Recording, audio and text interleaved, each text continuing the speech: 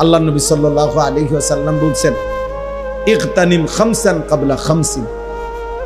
পাঁচটি জিনিস আসার আগে পাঁচটি জিনিসকে কদর করো, গনিমত মনে করো। এক নম্বরই হলো শাবাবাকা ক্বাবলা হারামিক। বৃদ্ধ আসার পূর্বে যৌবনকালকে কদর করো,